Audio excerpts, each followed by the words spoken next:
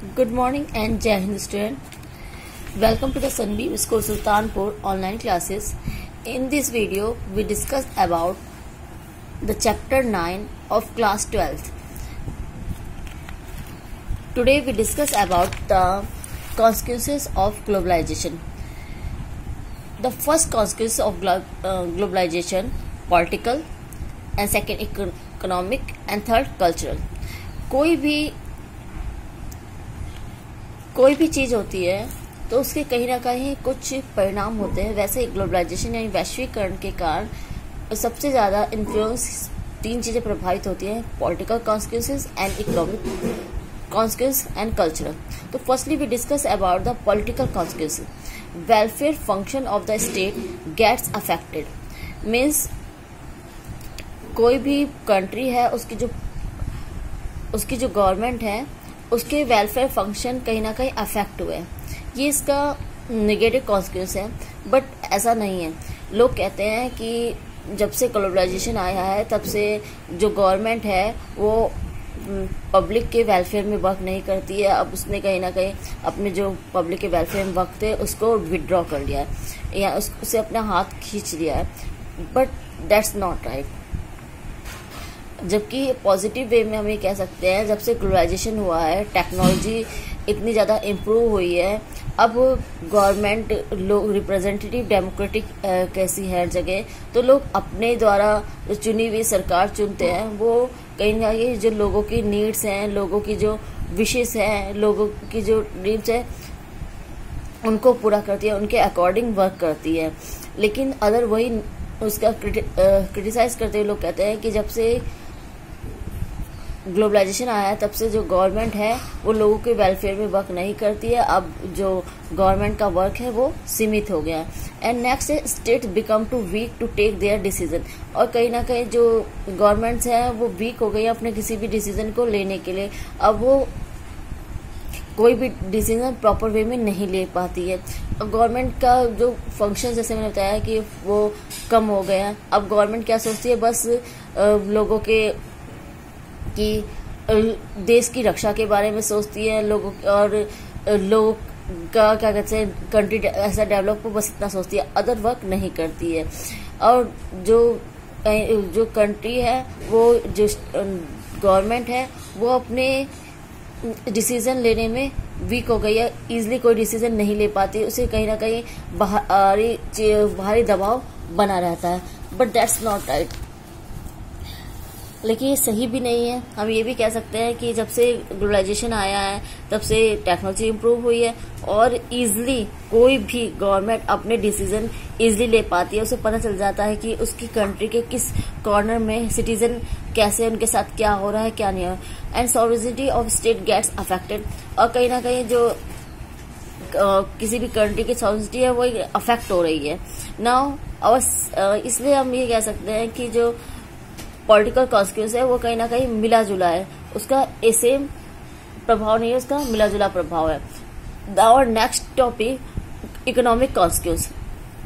The first positive impact. जैसे अभी बताया, पॉलिटिकल कॉन्सिक्वेंस के भी पॉजिटिव नेगेटिव दोनों ही इम्पैक्ट है। लाइक दिस इकोनॉमिक कॉन्सिक्वेंस के भी दोनों ही इम्पैक्ट है।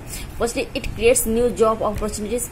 जब से ग्लोबलाइजेशन आया है तो इंडस्ट्रियलाइजेशन बढ़ा है, हर जगह न्यू कंपनीज आ रही हैं, तो लोगों को कहीं ना कहीं जॉब जो होते हैं उनको मिल रही है। बेरोजगारी को कम हुई है न्यू इंडस्ट्री के आने के कारण। And it raises the standard of living. लोगों के जीने का जो तरीका है वो बेस्ट हुआ है, अच्छा हुआ है, लोग बेटर लाइफ जीने लगे हैं, फॉरेन कंट्रीज के कल्चर को भी अपनाने लगे हैं। और उनकी जब उनको अच्छी जॉब मिलेंगी तो उनका लिविंग स्टैंडर्ड ऑब्वियसली हाई होगा। It increase production of efficiency and healthy competition. और जब से इंडस्ट्रियलाइजेशन बढ़ा है तब से कहीं ना कहीं क्या है, जो प्रोडक्शन है वो इंक्रीज हुए हैं। काफी सारी ऐसी चीजें होती है जो एक कंट्री में नहीं होती है या किसी कंट्री में मैन्युफैक्चर नहीं होती है। अगर मैन्युफैक्चर होती है तो काफी हाई रेट में होती है। लेकिन जब से इंडस्ट्रियलाइजेशन बढ़ा है, ग्लोबलाइजेशन बढ़ा है, तब से क्या है, तब से हर प्रोडक्शन इंक्रीज हुआ है। लोगों को चीप रेट पे उनकी जरूरतों की चीजें मिलने लगी है। और अदर हेल्थी कंपटीशन हुआ है। काफी जो कंपनियां थी पहले, जो स्वदेशी कंपनी से कंपटीशन था, अब अदर कंपनीज भी आते हैं तो उनका कंपटीशन बढ़ गया है। It invites greater economic flow among various countries, और कहीं ना कहीं इसके कारण क्या है, अदर कंट्रीज हमारे यहाँ आती है, उनसे हमारा जो इकोनॉमिक है वो बेटर से बेटर होता है। अदर कंट्री का पैसा हमारी कंट्री में आ रहा है ना, तो लोगों की जैसे होता है लिविंग स्टैंडर्ड बढ़ रहा है, और लोग जो हमारी कंट्री की इकोनॉमी है वो भी कंटिन्यू बढ़ रही है। नाउ ये तो हो गए इसके positive impact. Now we discuss about the negative impact. It increase regional and personal inequalities. सबसे मेन ग्लोबलाइजेशन का सबसे निगेटिव कह रहा है कि इसके कारण रीजनल और पर्सनल दोनों ही इनइक्वालिटी बढ़ी है।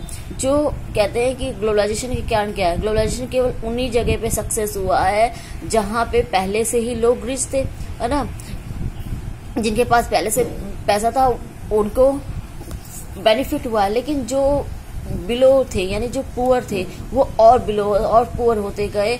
वो जो ये रिच और पुअर की जो दूरी थी और ज्यादा इंक्रीज हो गई, बिकॉज उनको उतनी अच्छी जॉब अपॉर्चुनिटी, क्योंकि वो उनके पास पैसा कम है, वो उस तरह का ना सामान खरीद सकते हैं, ना ही क्या कहते हैं उनके जैसी लैंग्वेज को यूज कर सकते हैं, तो कहीं ना कहीं वो पीछे होते जा रहे हैं, वो और ज्यादा बिलो होता है। तो इसने ग्लोबलाइजेशन ने इनइक्वालिटी को और ज्यादा बढ़ा दिया है। And the depression of flora and fauna, और जो meaning of flora and flora यानी जो हमारे जब से इंडस्ट्रियलाइजेशन बढ़ा है, तो अदर कंपनी क्या होती हैं, जब वो किसी कंट्री में आती हैं तो वो केवल इसलिए आती है कि उनको मनी मिलेगा, उनको बेनिफिट होगा, उनकी जो इकोनॉमी है वो हाई होगी।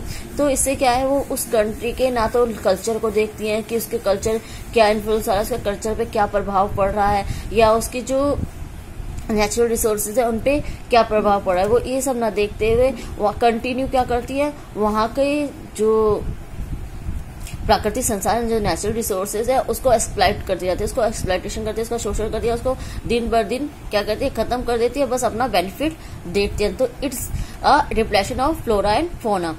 It increases level of pollution. अब इंडस्ट्रियलाइजेशन बढ़ेगा तो पोल्यूशन बढ़ेगा ही। तो ग्लोबलाइजेशन के कारण क्या है, जब इतनी सारी इंडस्ट्री आती हैं, इतनी सारे होते हैं, तो कंटिन्यू उनके जो गार्बेज, इनका जो डर्टी वाटर निकलता है वो हमारी रिवर्स में जाता है, जो उनका स्मॉक होता है वो हमारे एटमॉस्फेयर में रहता है। तो इसके कारण क्या है, कंटिन्यू पोल्यूशन इंक्रीज हो रहा है। It does not promise equality at par as present the movement of people across the globe. Developed countries have carefully guarded by their visa policies to ensure job security to their own citizen. जैसे मैंने बताया, जब industrialisation बढ़ता है तो कहीं ना कहीं ये उन लोगों को ये होता है कि जो अदर कंट्रीज है वो हमारी कंट्री के सिटीजन्स की क्या करेंगी, उनकी जो जरूरतें हैं उनको ले लेंगी, या उनकी जो जॉब्स है अपॉर्चुनिटी उनके लिए है उनको हथिया लेंगी। तो इससे बचने के लिए जो डेवलप कंट्री उन्होंने काफी चीजें भी अपनाई है। उन्होंने क्या करा, अपने यहाँ वीजा पॉलिसी है, जिससे जो उनके सिटीजन हैं उनकी सिक्योरिटी बनी रहे, उनकी जॉब सिक्योरिटी बनी रहे, लोग उनका हक, अदर कंट्रीज वाले आके उनका हक ना छीने। Now your next consequence, cultural consequence. अभी हमने पॉलिटिकल इकोनॉमिक कॉन्सिक्वेंस, लेकिन केवल पॉलिटिकल इकोनॉमिक प्रभाव ही नहीं पड़ता ग्लोबलाइजेशन। सबसे मेन रीजन है cultural consequence. People lost their old age values and tradition. अब जब इंडस्ट्रियलाइजेशन होगा तो क्या होगा, वहां के लोग आएंगे तो हम कहीं ना कहीं लोगों की जो लोगों का कल्चर भी प्रभावित होगा। हमारा लास्ट चैप्टर था, देखो, US hegemony. The world begins to look more like dominated by powerful society. अभी मैंने बात की, हमारा लास्ट चैप्टर था यूएस हेजेमनी। उसमें हमने क्या करा था, जो अमेरिका था उसने क्या यूज करी, थर्ड नंबर पे सॉफ्ट पावर, यानी अपने कल्चर को वो ये चाहता था कि उनका कल्चर ही सर्वोच्च हो, यानी सबसे बड़ा हो, जितने भी वर्ल्ड के लोग हैं वो उनके कल्चर को माने, यानी एक तरह से अपने कल्चर को वो थोप रही थी, और ऐसा हुआ भी। अभी आप सबसे बेस्ट एग्जांपल ले लीजिए, ब्लू जीन्स। आपकी बुक में भी दिया है, ब्लू जीन्स का एग्जांपल है। जीन्स ऐसी चीज है जो हर कंट्री में आज मिल जाएगी, है ना। हम हर तबके के लोग, चाहे वो किसी भी एज से बिलोंग करते हैं, उनको जीन्स अच्छी लगती है, हम उस जीन्स को पहनते हैं। इस तरह क्या है, हमने अपने कल्चर को छोड़कर उनकी जीन्स को अपना लिया। चलिए अच्छी बात है कि हमें जीन्स अच्छी लगती है, कंफर्टेबल है हमसे, लेकिन कहीं ना कहीं उसे हम अपनी कल्चर से भी जोड़ सकते हैं। लाइक दिस, जैसे हम अगर जीन्स पहन रहे हैं तो हम उसके साथ अपना खादी, जो हमारे देश की प्रमुखता है, उसको प्लस कर लें। हम जीन्स के साथ खादी का कुर्ता पहने, ऐसा हुआ भी तो क्या हुआ, जो कंट्री हमें जीन्स दे रही थी और धीरे धीरे उसने क्या करा, हमारी खादी अपनाए। तो हम अगर किसी के कल्चर को अपना रहे हैं तो ये नहीं कि हम उसके कल्चर को अपना के अपने कल्चर्स को, अपनी वैल्यूज को, अपने ट्रेडिशन को भूल जाए। हम उसके भी कल्चर को बनाए और साथ में अपने कल्चर को भी लेके चले। बिकॉज एक कंट्री केवल इकोनॉमिक और पॉलिटिकल बेस पे नहीं हो, अगर हम कहीं ना कहीं जाने जाते हैं तो अपने कल्चर बेस पे भी जाने जाते हैं। लाइक आपने देखा कैसे जो अमेरिका है वो अपना सॉफ्ट इकोनॉमी को भी दूसरों पे सॉफ्ट पावर को भी दूसरों पे थोप रहा था, जिससे लोग कहीं ना कहीं, और आजकल हमारी जो न्यू जनरेशन है वो भी किसके जैसे अमेरिका की वैल्यूज को यूज करना चाहती है, उनके कल्चर को फॉलो करना चाहती है। तो उसी तरह अगर हमने यही करा कि दूसरे के कल्चर को अपना लिया, अपने कल्चर, तो कहीं ना कहीं हम अपने आप को खत्म कर देंगे, अपने कल्चर को खुद खत्म करते हैं। हमें अपने कल्चर को भी और दूसरे कल्चर को भी लेके साथ चलना होगा। Next, it leads to shrinking of rich culture heritage of entire group. जैसे मैंने बताया कि कंटिन्यू हम क्या करते हैं, दूसरे के कल्चर को लेके चलना और अपने कल्चर को, तो वही सब चीजें हैं कि अगर हमें आगे ग्लोबलाइजेशन की नेगेटिव वे को, सबसे नेगेटिव वे है इसका क्या कहते हैं, ये हमारे करने का हमारा जो कल्चर है उसको खत्म कर रही है। तो हमें इसके कल्चर को, अपने कल्चर को खत्म ना करते हुए, और क्या कहते हैं, अगर कल्चर को अपना रहे तो जो उसकी जो बेनिफिशियल अच्छी चीजें हैं उनको अपनाना चाहिए, अदर चीजों को नहीं अपनाना चाहिए, अपने कल्चर को भी साथ लेके चलना चाहिए। So next video we discuss about the other topic. Thank you very much. Jai Hind student.